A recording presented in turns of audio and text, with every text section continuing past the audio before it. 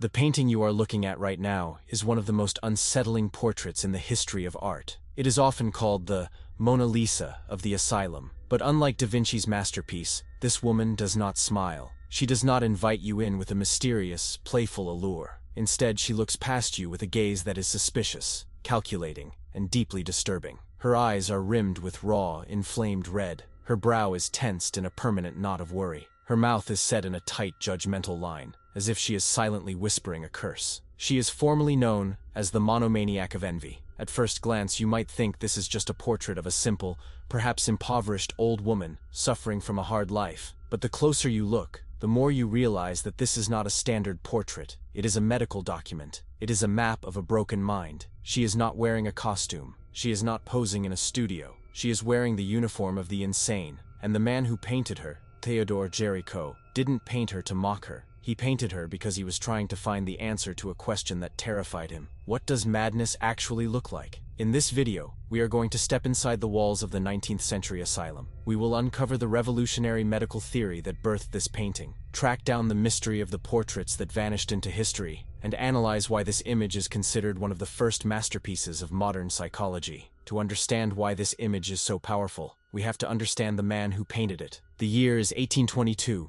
Théodore Géricault is only 31 years old, but he is already a man destroyed. Just a few years earlier, he had shocked the world with his masterpiece, The Raft of the Medusa. It was a painting so realistic that he had gone to extreme lengths to get it right, filling his studio with anatomical specimens to study the color of decay. He lived with the smell of mortality for months, and while that painting made him famous, the process broke something inside him. By 1822, Géricault was suffering from a deep, paralyzing depression. He described it as a black melancholy. He was paranoid, exhausted, and terrified that he was losing his own mind. In a desperate search for help, he turned to a man who was changing the way the world understood insanity, Dr. Étienne-Jean Georget. Dr. Georget was a pioneer psychiatrist connected to the Salpêtrière, the massive asylum in Paris. For centuries, the Salpêtrière had been a place of suffering, a prison where the mad were restrained and put on display for the public to watch like a circus act. But Dr. Georget believed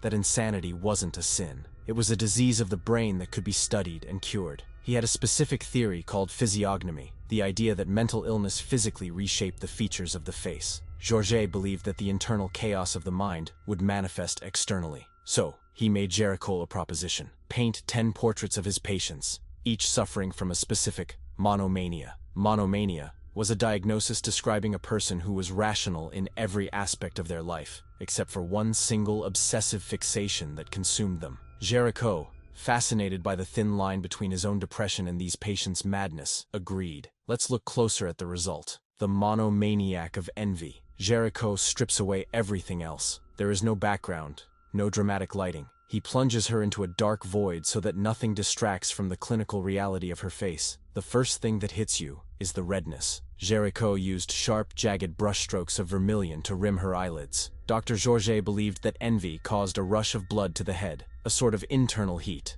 Géricault captures this congestion perfectly. Her eyes look sore, tired, as if she hasn't slept in weeks because she's too busy watching others. Notice the direction of her gaze. She isn't looking at us. Her eyes are darting slightly to the side, sharp and focused. It is the look of suspicion. It is the look of a woman who is constantly measuring herself against someone else, constantly convinced that she is being cheated. Her mouth is arguably the most masterful detail. It isn't shouting. It is tight. Her lips are pressed together in a grimace of suppressed anger. It captures the exhausting tension of envy, the way it is an emotion you have to hold inside, swallowing the bitterness until it poisons you. Importantly, Géricault paints her clothing, a simple bonnet and red scarf, with loose, rapid brushstrokes. He ignores the stereotypes of the happy peasant or the drunk beggar. He paints her with the same dignity and seriousness he would give to a queen. He treats her suffering as something worthy of high art. Now, here is the tragedy of this story. I told you that Géricault painted 10 portraits for Dr. Georget.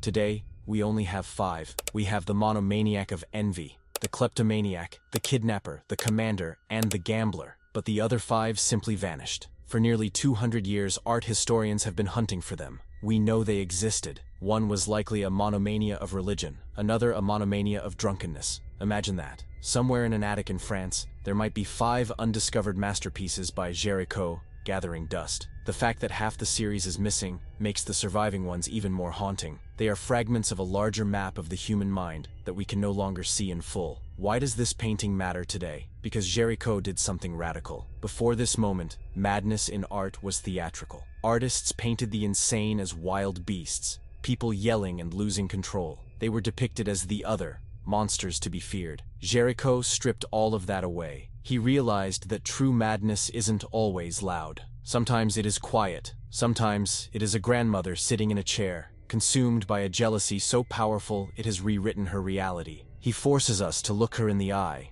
not as a superior judging a crazy person, but as an equal. There is an uncomfortable intimacy in this painting. By painting her so realistically, he suggests that the line between sanity and insanity is much thinner than we would like to admit. Dr. Georget used this painting as a tool to categorize her, but Géricault used it to empathize with her. And perhaps in painting her, Géricault was trying to heal himself. By staring directly into the eyes of madness, he was trying to conquer his own fear of it. Ultimately, the Monomaniac of Envy asks us a difficult question. If our inner thoughts were painted on our faces, what would your portrait look like? If you had a monomania, a single thought that you couldn't let go of, what would it be? It is a painting that acts as a mirror, reflecting the parts of ourselves we usually try to hide. I'd love to hear your thoughts in the comments. Do you think Géricault captured the true look of envy? Or do you see something else in her expression? And do you have any theories on where the missing 5 paintings might be? Don't forget to like and subscribe for more deep dives into art history's most mysterious images. See you in the next video.